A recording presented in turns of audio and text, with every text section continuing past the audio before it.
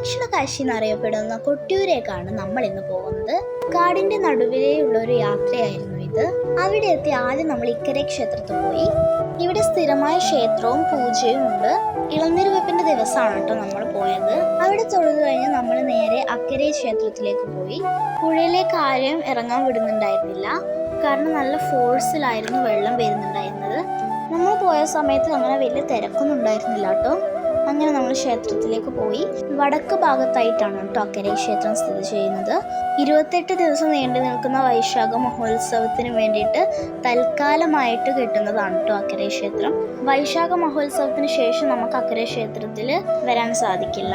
പിന്നെ ഇവിടുത്തെ 2 കല്ലെടുത്ത് കൂട്ടി വരച്ചാൽ നമുക്ക് ചന്ദനം കിട്ടുമെന്ന് പറയാറുണ്ട് കേട്ടോ. കൊട്ടിയൂരിൽ പോയി വരുന്ന എല്ലാവരും ഈ ഓടപ്പൂ വാങ്ങാറുണ്ട്. അവിടെ കുറേ ആൾക്കാർ ഈ ഓടപ്പൂ ഉണ്ടാക്കുന്നുണ്ടായിരുന്നു. കൊട്ടിയൂരിൻ്റെ അടുത്ത് തന്നെ ആയിട്ടൊരു മുത്തപ്പ ക്ഷേത്രമുണ്ട്, അവിടെയും നമ്മൾ പോയിട്ടോ. പിന്നെ അവിടെ നിന്നൊക്കെ തൊഴുത് നമ്മൾ നേരെ വീട്ടിലേക്ക് പോയി. പോകുന്ന വഴിക്ക് കുറേ മലകളൊക്കെ കാണാൻ പറ്റി. സോ ഇന്നൊരു ബ്യൂട്ടിഫുൾ ആയിട്ടുള്ള ഒരു ഡേ ആയിരുന്നു. എല്ലാവർക്കും ഈ ഒരു വീഡിയോ ഇഷ്ടപ്പെട്ടെന്ന് വിചാരിക്കുന്നു. അപ്പോൾ ഇനിക്ക് എത്രയേ ഉള്ളൂ. ബൈ.